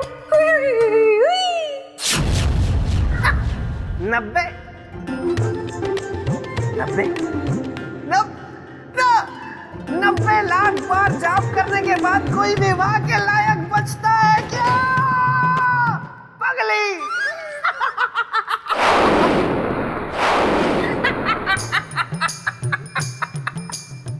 देखा राजन, कैसे चतुराई से विदा कर दिया मैंने उसे। 90 लाख बार जय बेतालेश्वर कहती फिरेगी पहाड़ों में पागलों की तरह। क्योंकि मैं हूं बेताल, जो गलने नहीं देता किसी की भी दाल। और आप करते रहते हैं ऐसे अनेकों अनेक धमाल। अच्छा वो सब छोड़िए, आप मुझे ये बताइए कि सम्राट और काल के बीच युद्ध में क्या हुआ? युद्ध के सारे घोड़े भाग गए। आहा राजन, युद्ध बहुत ही भयंकर हुआ।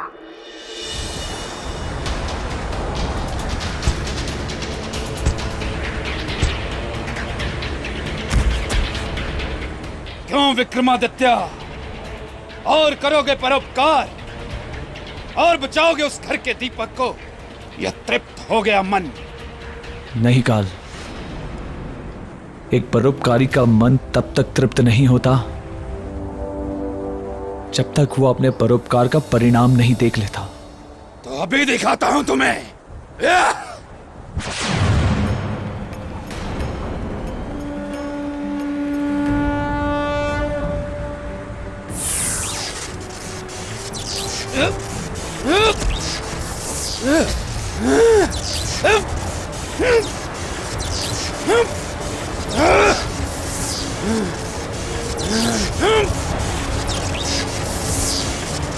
नहीं विक्रमादित्य, तुम मेरे साथ ऐसा नहीं कर सकते। खोलो मुझे। नहीं काल, हम तुमको तब तक नहीं खोलेंगे जब तक उस निर्दोष मनुष्य को मारने का विचार त्याग नहीं कर देते तुम। हंस लो काल, जितना चाहते हो उतना हंस लो। अब ये संसार एक क्रूर काल को रोते हुए देखेगा। तू रोएगा विक्रमादित्य, जब तुझे ये पता चलेगा जिसे बचाने के लिए तूने मुझे बांधा है वो स्वयं मृत्यु के मार्ग पे चल पड़ा है।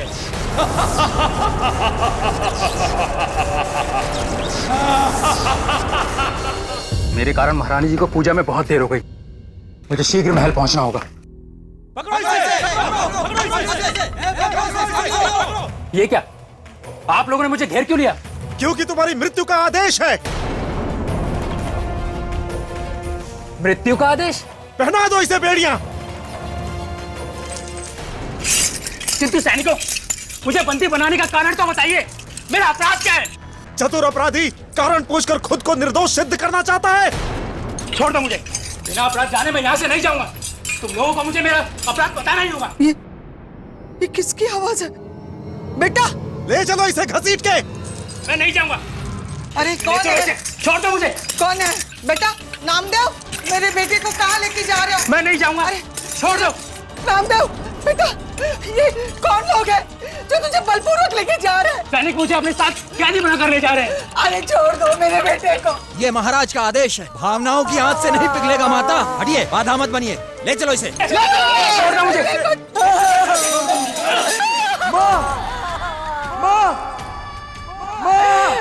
बेटे को छोड़ दो।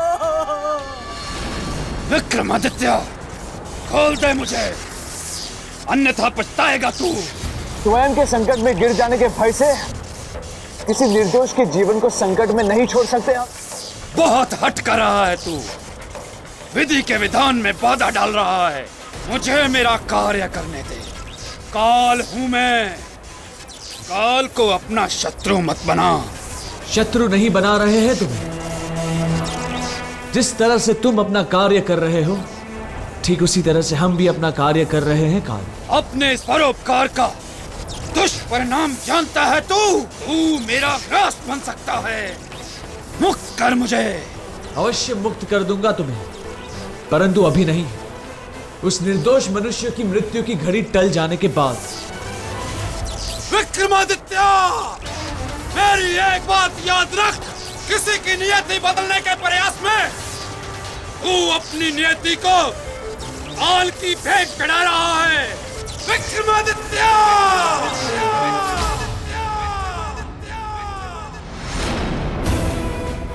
प्रश्न हमारे सुहाग के जीवन का है। हमें अपने सुहाग की रक्षा के लिए काल को रोकना ही होगा। रुक जाइए महारानी, रुक जाइए। नहीं आचार्य जी, अब ये शतराणी रुकेगी तो सीधे काल के सामने। परंतु महारानी, काल को ऐसे नहीं रोका जा सकता है। तो फिर कैसे रोका जा सकता है? क्या विधि है काल को रोकने की? महाकाल की आराधना। तो हम अभी महाकाल की आराधना आरंभ करेंगे। व्यवस्था की जाए। यह भी नहीं कर सकते महारानी। क्यों? अभी क्यों नहीं कर सकते? क्योंकि अभी वो घड़ी आई नहीं। काल को रोकने के लिए महाकाल की आराधना तब करते हैं जब जीवन में काल का प्रभाव दिखना शुरू हो जाता है। तो फिर हमें उस घड़ी का पता कैसे चलेगा? मैं बताऊंगा। ठीक है, पर याद रहे कि काल की वो मनहूस घड़ी निकलनी नहीं चाहिए। दुस्साहसी, विश्वासघाती, नहीं जानता था तू इतना बड़ा छल करेगा। क्षमा करें महाराज, परंतु पूछने की दृष्टता कर रहा हूं। आपके इस क्रोध का कारण क्या है? मेरा अपराध क्या है? तेरा अपराध इतना बड़ा है कि उसके सामने मृत्यु दंड भी छोटा है। बेशक आप मुझे मृत्यु दंड दे दीजिए, परंतु आप मुझे मेरा अपराध बता दीजिए। बिना अपराध जाने मैं अपराध का बोझ लेकर नहीं मरना चाहता। तुझे जिस पेड़ ने छांव दी, तूने उसी की जड़ को काटा है। रखा था मैंने तुझे महारानी की सुरक्षा के लिए, और तूने उन्हीं का अपहरण किया। महारानी का अपहरण? ये आप क्या कह रहे हैं महाराज? मैं भला महारानी का अपहरण क्यों करूंगा? अपराधियों के लक्षण को मैं भली भांति जानता हूं तू नहीं स्वीकारेगा अपने पाप। सैनिकों, इस पापी विश्वासघाती के शरीर को तब तक तीरों से छलनी करो जब तक इसके प्राण ना निकल जाएं। तेरे दंड से संसार सीख लेगी विश्वासघाती कि विश्वास के नाव में छेद करना कितना बड़ा अपराध है। ले जाओ इसे। महाराज, मैंने कुछ नहीं किया है महाराज, मैं निर्दोष हूं महाराज। मेरी बात सुनिए महाराज। महाराज, मेरी बात सुनिए महाराज। अरे कोई तो रक्षा करो मेरे बेटे की। अरे कोई तो बचाओ मुझे अंधी की लाठी को। कोई तो।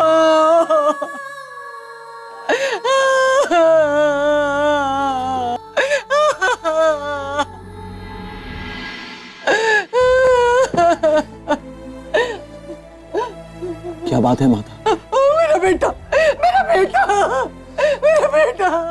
क्या हुआ आपके बेटे को? बिना कारण मेरे बेटे को राजा के सैनिक उठाकर ले गए। इसका मतलब हमें देर हो गई पहुंचने में। मेरा बेटा निर्दोष है, मेरा नामदेव निर्दोष है। आपके बेटे की रक्षा हम करेंगे, आप निश्चिंत रहें। कुछ नहीं होने देंगे हम नामदेव को। यह हमारा एक मां को वचन है।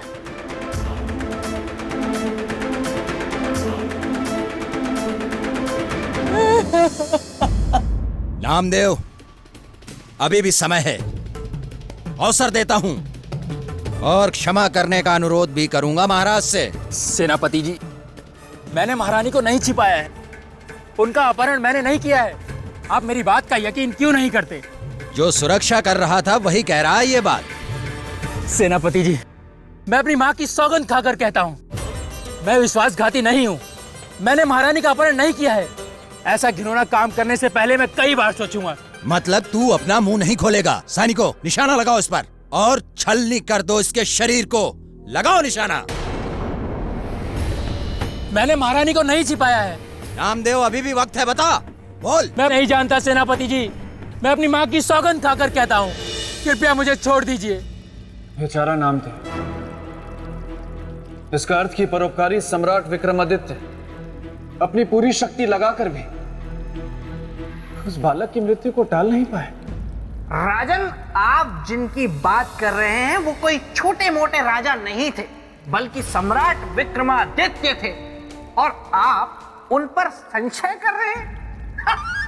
भूलिए मत राजन, जहां ना पहुंचे आदित्य वहां पहुंचे विक्रमादित्य।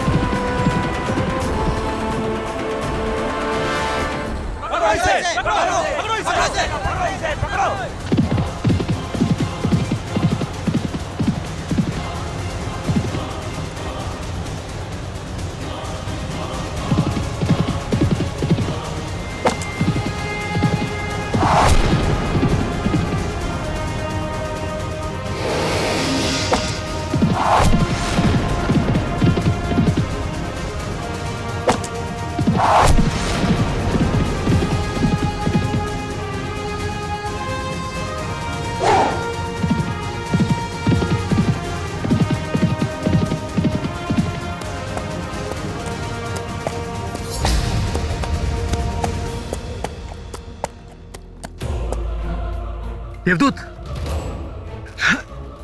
आप कुछ बोलते क्यों नहीं? आप ठीक है देवदूत?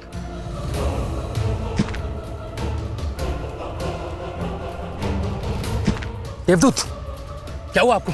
देवदूत, आपके तो तीर लगे।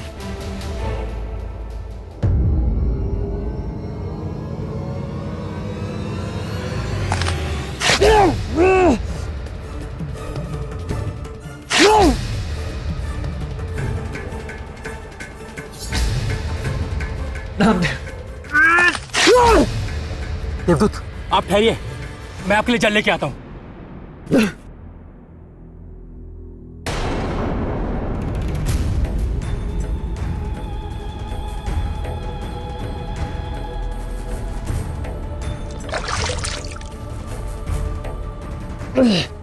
देवदूत, नामदेव, देवदूत, नामदेव, हमारी चिंता मत करो, अपनी माँ को लेकर कोई सुरक्षित स्थान पे जाओ, जाओ। नहीं देवदूत, यूं घायल अवस्था में मैं आपको छोड़कर नहीं जा सकता। हट मत करो नामदेव, तुम्हारा जीवन संकट में। जाओ तुम। अपने प्राण बचाने वाले को छोड़कर चला जाऊं? नहीं देवदूत, किंतु एक बात समझ में नहीं आई, आपने मुझ जैसे साधारण व्यक्ति की जान बचाने के लिए अपने प्राण संकट में क्यों डाले? क्योंकि तुम निर्दोष हो, दोषी नहीं हो तुम, और एक निर्दोष को दंड देना दंड विधान पे कलंक है। काश आपके विचारों की तरह ही सारे राजाओं के विचार होते देवदूत। हम कोई देवदूत नहीं है नामदेव, हम एक साधारण मनुष्य हैं। चक्रवर्ती सम्राट सम्राट, आंखें खोलिए सम्राट, सम्राट कुछ बोलिए, सम्राट, सम्राट कुछ बोलिए, सम्राट आंखें खोलिए।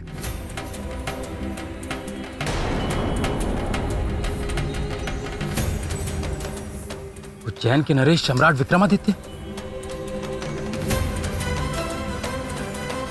मेरे प्राण क्यों ना चले जाएं, किंतु मैं आपको कुछ नहीं होने दूंगा। मैं अभी वैद्य को बुला के लाता हूं।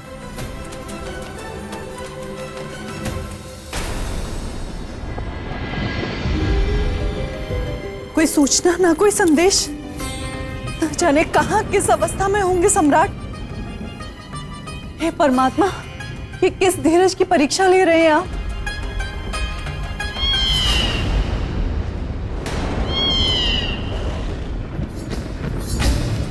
काली बिल्ली, ये कैसा अशुभ संकेत है? हे परमात्मा, हमारे सम्राट की रक्षा करना।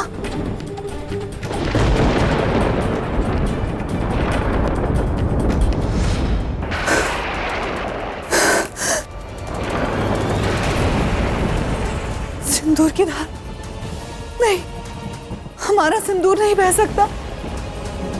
हमारे सुहाग पर कोई संकट नहीं आ सकता। धीरज रखिए महारानी जी। धीरज? किस बात का धीरज रखें आचार्य जी? इस बात का जो मैं आपसे बताने जा रहा हूं। तो फिर शीघ्र ही बताइए। महारानी, सम्राट विक्रमादित्य के जीवन में राहु दोष प्रारंभ हो चुका है। वो है तो केवल आज रात्रि तक के लिए, परंतु क्या आचार्य जी? यदि आज की रात कुशलता से बीत गई तो सम्राट के जीवन में कोई अमंगल नहीं होगा। और यदि हुआ तो? ईश्वर न करे ऐसा हो। और यदि हुआ तो चिंता गहन है। तो हम उस चिंता की चिता जला देंगे आचार्य जी। ये एक क्षत्राणी सम्राट विक्रमादित्य की पत्नी चित्रलेखा का वचन है। आप बस हमें उपाय बताएं। उपाय है,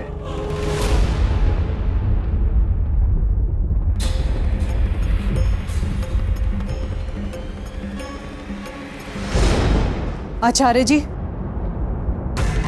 जब तक चित्रलेखा की नाड़ियों में सम्राट के नाम का रक्त बह रहा है, तब तक कोई काल उन्हें छू भी नहीं सकता। और यदि किसी काल ने उनके निकट आने का दुस्साहस भी किया, तो एक सुहागिन का श्राप उसे जलाकर भस्म कर देगा।